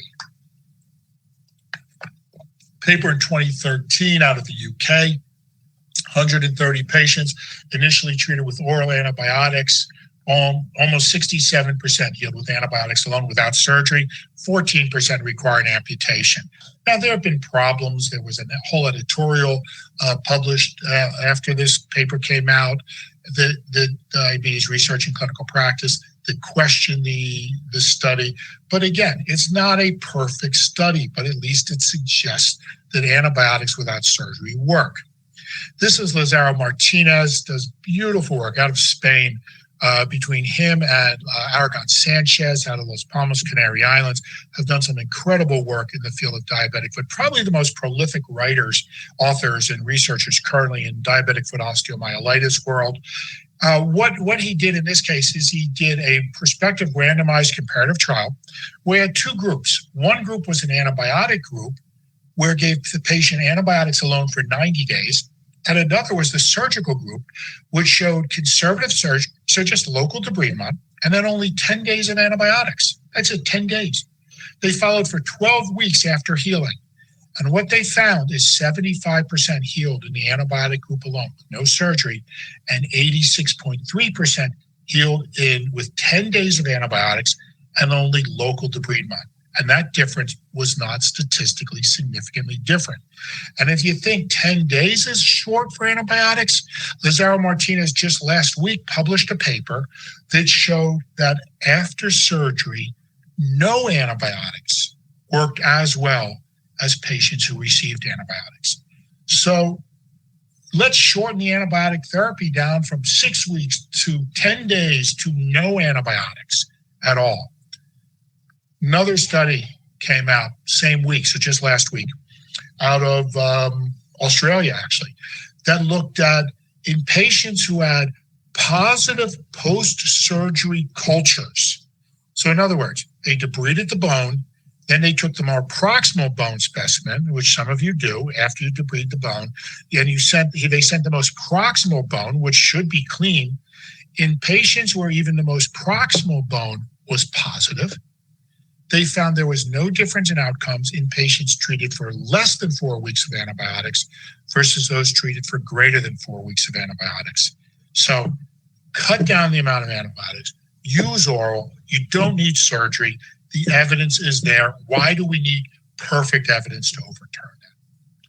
Duration of therapy, again, I mentioned those 2 new studies, but this is what we published back in 2012, so 10 years ago in the IDSA guidelines. If you have no residual infection, so this is the hallux, distal phalanx, osteomyelitis, where you amputate the hallux, how much antibiotic do you need? Essentially none, because you've removed all the infected skin and bone and everything else. What if you remove infected bone, but maybe you have some residual soft tissue infection? Maybe you're looking for a week or 2. And if you have infected residual bone, well, again, back in 2012, this was before all this more recent evidence showed, we were saying 3 months. Well, I'm saying now that's not the case. You can get away with much shorter courses. So even back in 2014, Lipsky and Jeffcoat said the accumulated evidence suggests it's time to revisit the traditional belief in the need for routine surgical intervention. And in Spellberg and Lipsky, I forget the date, I think it was 2012, 2013, came up with a review paper, and they published in Clinical Infectious Diseases on osteomyelitis. And these were the conclusions they came up with. Oral antibiotic therapy with highly bioavailable, there's that term from the very first slides I was showing you an hour and a half ago. Antibiotic therapy with highly bioavailable agents is an acceptable alternative to parenteral therapy. Adding rifampin to a variety of antibiotic regimens improves cure rates. And again, going back to that MRSA lecture, still used a lot in Germany, and now again, that study out of the Colorado VA and multi-centers showing maybe.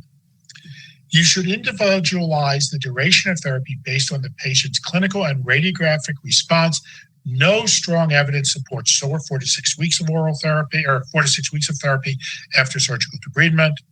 And surgical resection appears to increase the cure rates in some, however, not all cases of chronic osteo requiring. So, in conclusion, let's look at this. Is the idea of using antibiotics for osteomyelitis boneheaded or brilliant?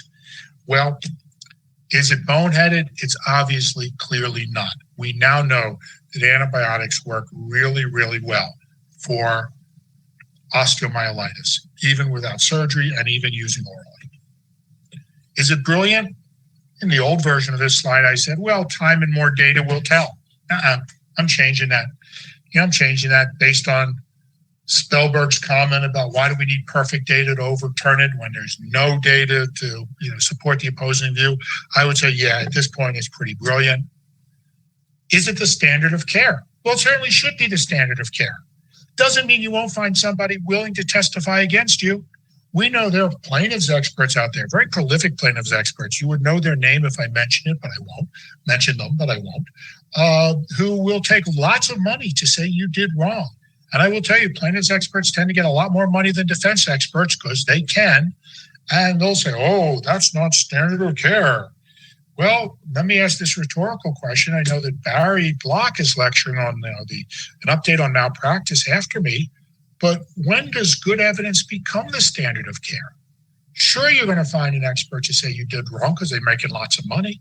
But when does that good evidence, and I've shown you that good evidence, When does that become the standard of care instead of just somebody who's getting paid a lot of money, who's never published a paper in their lives, getting up to say, oh, this doctor did wrong because he should have used 4 to 6 weeks of IV antibiotics.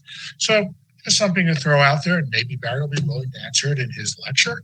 But with that, I say thank you, and I will see if I can we'll open it to questions. I will stop sharing my screen, and I will see if my webcam comes up again with bandwidth, and if not, you won't see me, but I'll still answer questions. Okay, I got let me go back. There are a number of questions.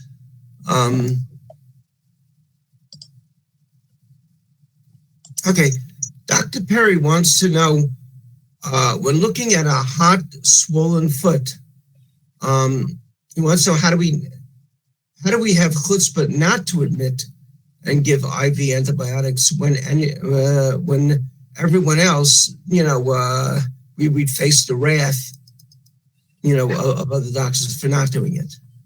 Well, I mean, listen, I'm not saying don't admit them. If you have a hot, swollen foot and the patient is sick, so if they are septic, if they have a temperature, if they, any of these things, systemic inflammatory response syndrome, SIRS, then yes, they're metabolically unstable. You admit the patient, no questions asked. But what I'm saying is the evidence now shows that many of these patients can be successfully treated outpatient. And if you need other evidence to support it, let's look at the guidelines from the Infectious Disease Society of America on diabetic foot infection, the International Working Group on the diabetic foot. If we look at these, evidence-based guidelines from top international organizations, they're saying mild to moderate diabetic foot infections. So in any patient, as long as they're not septic, as long as they're not metabolically unstable, these patients can successfully be treated outpatient. Now, if they have an abscess and they need an IND, absolutely you put that patient in the hospital. But evidence-based medicine over evidence-based medicine over evidence-based medicine. Just because someone says to you, oh, a patient should be in the hospital, when I'm showing you all of the evidence, and all the evidence is out there in the literature that says these patients will be treated outpatient, you keep them out of the hospital, the patient doesn't want to go in the hospital, you can't get the patient in the hospital because of COVID and the triple-demic we're having now. Hospital beds are 97% full around the country right now. Your patient will sit in the ED exposed to significant respiratory infections. I think you're doing the patient a disservice by putting them in the hospital as opposed to treating them outpatient. I'm not saying keep them outpatient if they're sick. If they're metabolically unstable, they're septic, they have significant infection, what we would categorize as a IDSA, IWGDF, severe infection, Peters Group 4, then you absolutely put them in the hospital. But other patients can, yes, be treated outpatient. Okay, I want to follow that up a little bit. Let's say there's a patient with a red, hot, swollen foot. And the question is, do you put them on oral antibiotics or IV antibiotics? And the worry for many practitioners, and the evidence, I don't know if there's evidence, but I would think that the IV antibiotics get a higher blood level faster. No, Bob, I showed you that. I showed you that with the data. I just want you to go through it again. No, the evidence does not support that. Yes, with the IV antibiotic, you will get a higher, faster peak, but you also get the blood, it comes out of the blood faster. There's no evidence. If you look at the pharmacokinetics of these antibiotics, you might get to steady state a little bit faster with the IV, but you can get there with the oral also. And all of the evidence shows that the oral works as well as the IV. I showed you that pretty significant diabetic foot infection from Dr. Rogers with lots of cellulitis, which I think most people would say, I would have put this patient in the hospital. Well, that was 24 hours, 2 doses afterward with the omadacycline, and the patient looked fine. So the oral, now there was a loading dose, because there's a loading dose of that antibiotic of 450 milligrams, but the evidence does not show that the IV is going to work any faster or any better. That is the misconception that my entire lecture was about. The dogma that you've been taught incorrectly that IV is more effective or faster or stronger than oral when the evidence shows that it is not. So that's what I'm saying. It's a paradigm shift. We need to stop thinking that what we were taught 40 years ago in podiatry school or in residency is true, where the evidence clearly shows it's not. So you just have to, it's a change in the way you think. But again, when Spellberg's looking and says even bacteremia can be treated, and now we don't treat bacteremia as a profession, but even bacteremia can be treated with PO antibiotics. I think that says something. So again, I'm not saying every patient should be treated with oral antibiotics. If the patient is metabolically unstable, they're sick, they need an IND, you need to put them in the hospital, you need to put them on IV antibiotics, absolutely do it. All right. But what I am saying is a lot of the patients that we've been treating with IV antibiotics, we've been doing so unnecessarily and putting them at increased risk because of the hospitalization and the IV line. Okay, well said. One of the questions that we have, how about giving the patient an IM injection of whatever antibiotic in the office? No. Why? I see that not infrequently with podiatry. I'm going to give ceftriaxone IM. Right. Well, number one, ceftriaxone, Rocephin, is the old brand name. It's generic now. Is a horrible anti-staph drug. Why would you ever give that IM? How many podiatrists are stocking IM antibiotics or parenteral antibiotics in their office that they can give them a shot of IM? Why are you doing, unless you're trying to bill for it? And that'll get me really, don't get me started on the way docs use antibiotics and bill for it, because I've been involved with some of that from a legal standpoint with docs doing incorrect applications of antibiotics. But the point is that IM has to be absorbed through the fat and the muscle that you're injecting it into. Just give the patient a pill. And how many of you are comfortable giving IM injections in the gluteus? How many of you have done that on a regular basis? Just get off of this parenteral antibiotic thing, Bob. And I'm using you because I can't see anybody else's face. I don't even see your face, and you're asking the question. Get off of this whole idea that parenteral, now parenteral could be IM or IV. Parenteral antibiotics are better than oral. They're not. Oral works as well. Don't be giving patients IM injections. Don't be giving patients, don't start IVs in your office unless you're set up as an infusion center to give an Aridavancin or a Dalbavancin. Give them the POs.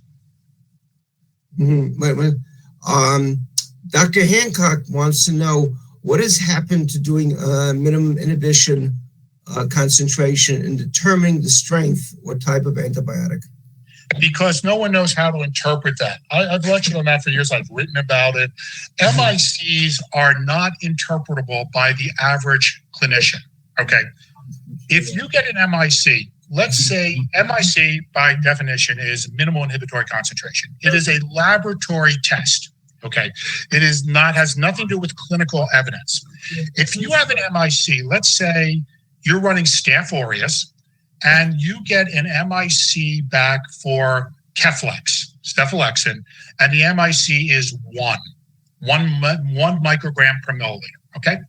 That means that 1 microgram per milliliter of cephalexin, Keflex, inhibited the visual growth of the organism in a test tube. That's what an MIC means. And now you get back on that same culture report, you show an MIC of 0.5 for ciprofloxacin. That means 0.5 micrograms per mil of ciprofloxacin inhibits the visual growth of the organism in a test tube. The people who used to teach MICs, and by the way, our residents, our students being asked residency interviews get asked questions like this all the time, but people don't know their butt from a hole in the ground. And they say, which antibiotic should you choose? And you've been taught that the lower the MIC, the stronger the antibiotic. So you would choose ciprofloxacin because it was 0.5, requires less antibiotic than the cephalexin, which requires 1 microgram per mil. But that's showing lack of knowledge, because we know that the achievable serum level of ciprofloxacin is only 1 microgram per mil. So there's only one dilution difference between sensitive and resistant with ciprofloxacin. The level of the cutoff set by the CLSI, the Centers for Laboratory Standards Institute, the CLSI says that for cephalexin, it's 32 micrograms per mil. So 1, 2, if you double it, if you look at dilutions of antibiotic, 1 to 2, 2 to 4, 4 to 8, 8 to 16, 16 to 32, that's 5 dilutions. So cephalexin with an MIC of 1 is 5 dilutions better at treating staph than ciprofloxacin with an MIC of 0.5. So unless you know the CLSI cutoffs and how they're determined and the pharmacokinetics and pharmacodynamics of each antibiotic, you should never use the MIC to determine which antibiotic you choose. Just go with the S or the R, all right? Never base an antibiotic decision on an MIC level. It's a false way of doing it. All right. MICs should be eliminated from culture reports because they don't give you any useful information. Go with what the CLSI, again, the Centers for Laboratory Standards Institute, says if it's sensitive or resistant, because they have breakpoints. The laboratory you're using must follow CLSI guidelines to determine whether an organism is sensitive or resistant. That's all you need to know. If you make the decision based on MICs, you're making a mistake. Okay, and the next question for Dr. Cabrera wants to know, do you recommend any medication, this is an interesting question, to increase oral antibiotic absorption, if any? Yeah, that is an interesting question. And, in the old days, we used to talk about like probenecid could be used for beta-lactams.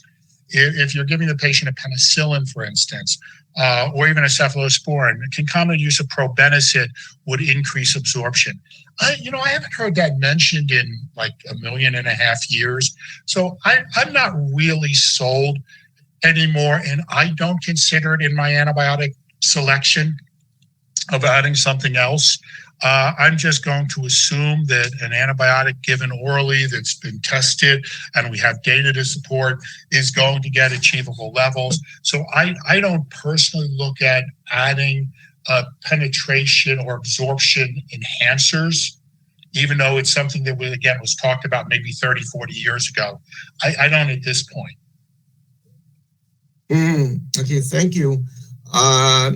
One of the doctors wants to know, what is your thought on suppression dosing using oral antibiotics long-term in patients with large wounds that require prolonged healing?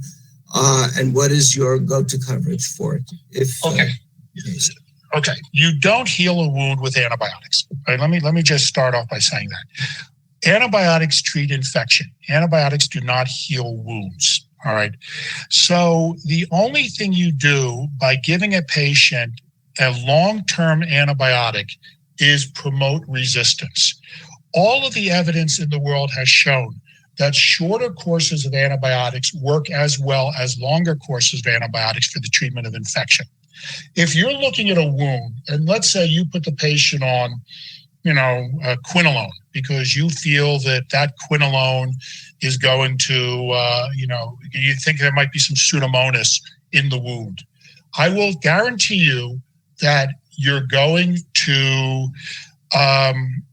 develop resistance with that quinolone to that antibiotic over time.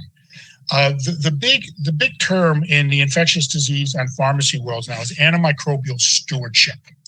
And the definition of antimicrobial stewardship is using the narrowest spectrum antibiotic for the briefest period of time. So you do not want to use prolonged courses of antibiotics in an attempt to heal a wound. I would argue, I disagree with some of the people such as Dr. Walcott, Randy Walcott, and others, and some of them in the wound world who talk about chronic infection and chronic infection causing inflammation, which produces MMPs that then cause the the wound not to heal. And biofilms, I don't believe in that necessarily. I don't think the evidence is good for that. If you want to treat a localized infection, a biofilm, then treat it topically, treat it locally. Please, dear God, do not treat it with prolonged systemic antibiotics, or you are just going to end up with a resistant organism that now you have not a single antibiotic in the world that you can treat.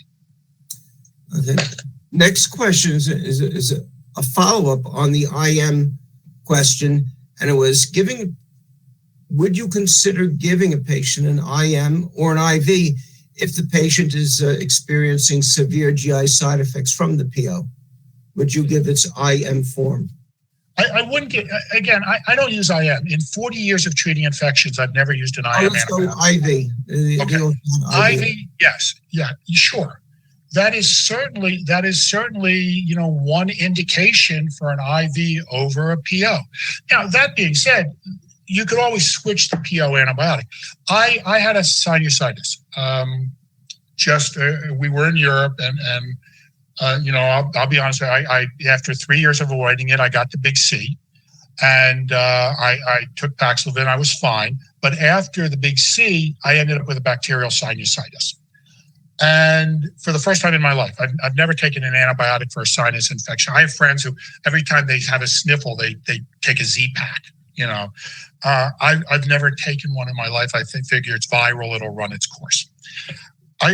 After 10 days of just having green, disgusting stuff coming out of my nose when I would irrigate, I'm personal information here, but I used the sinus flushes, and it was disgusting, and it was terrible. I called my primary, and I said, "Listen, I think for the first time I have a bacterial sinusitis," and he said, "You're right. It sounds like you do.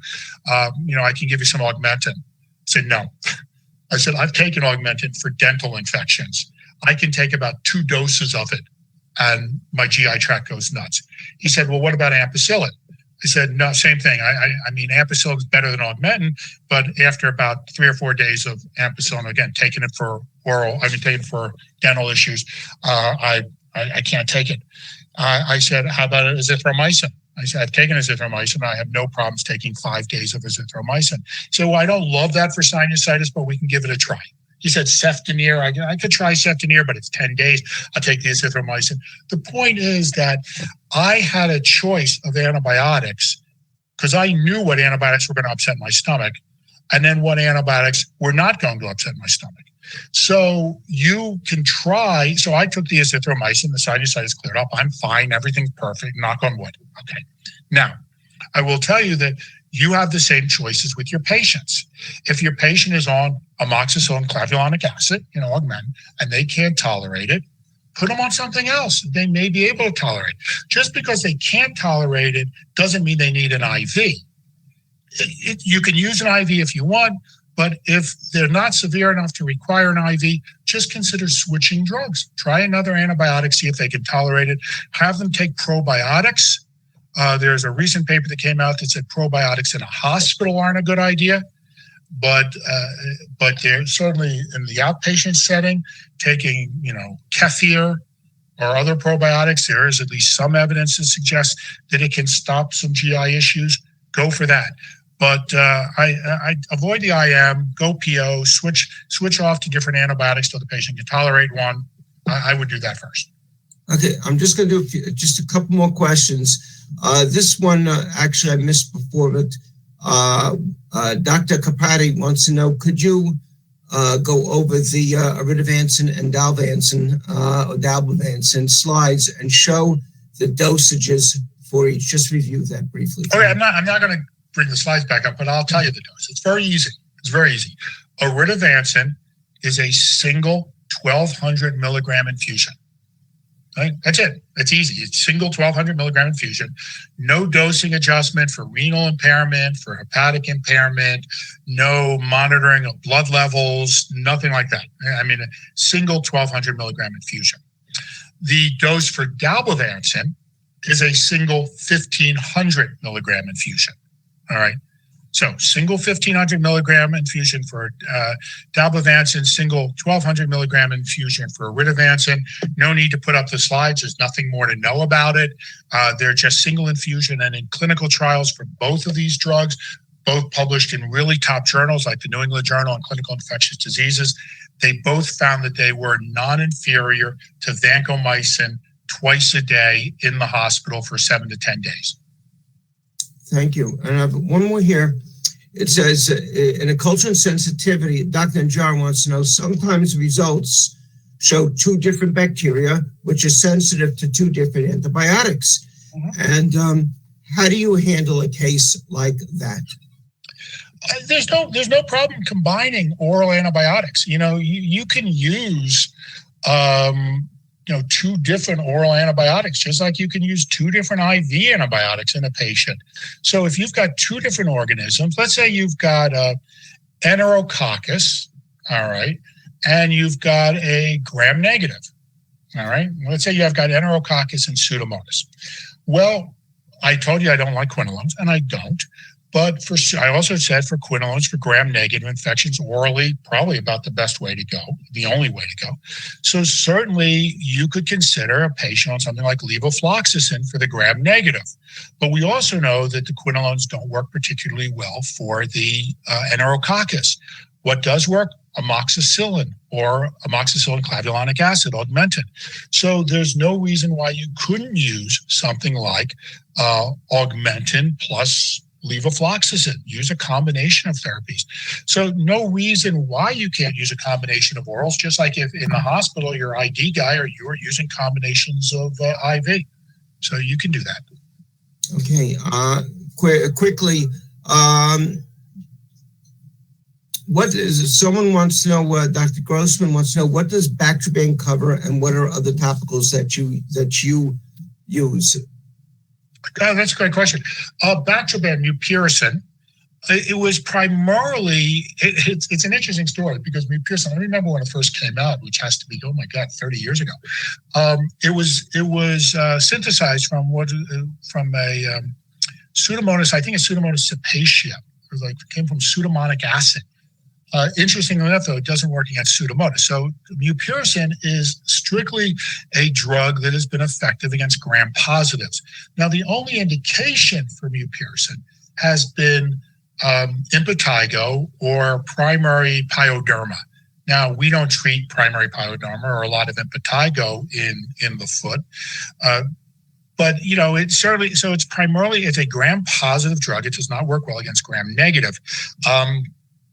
The problem with mupirocin is that because it was used so much for MRSA colonization and to decolonize patients with MRSA, both inpatient and outpatient, that there's now pretty significant MRSA resistance to mupirocin. So it's not really a trustworthy drug. So it's not one that I use a lot of. What topicals? I'll tell you personally, I use topical clindamycin gel. I think it works really, really well. And some of that, again, could be because of its protein synthesis inhibition. So I think that's a drug you could use. I'm not, there's one called, I think, Altabax with retapamulin, or there's a couple different ways to pronounce it, which is broader spectrum. Most of you aren't going to be familiar with. I think try, triple antibiotic creams, triple antibiotic ointments, mupirocin, not mupirocin, like Bactrim, God, what's triple antibiotic? Yeah, you know what I'm talking about. Triple antibiotic, like Neosporin, that sort of neomycin, bacitracin. There's some studies that have shown they work really, really well to decolonize skin. So if the patient doesn't have sensitivity to it, and that's one of the problems with like a Neosporin is patients can be sensitive to their skin can be sensitive to the neomycin or the bacitracin. I think that's a decent way to go. I'm not a huge believer. I've been involved with some clinical trials on topical antibiotics for diabetic wounds, and honestly, none of them have worked particularly well. So I'm not sold that topical antibiotics are necessarily always a great way to go. But any of those old standbys, like, triple antibiotic ointment or triple antibiotic cream that's available, or clindamycin gel, I don't remember the last time I ever used Bupirus and Bactroban. Okay, now we're running out of time, so at this point, I want to thank you, Warren, for an excellent, well-spent 2 hours. And do you have any contact if anyone has questions? Because we still have a series of questions that we unfortunately were not able to get to. Yeah, I mean, it's a pretty straightforward email. I mean, it's WS as in Stephen Joseph, so WSJOSEPH @Comcast.net.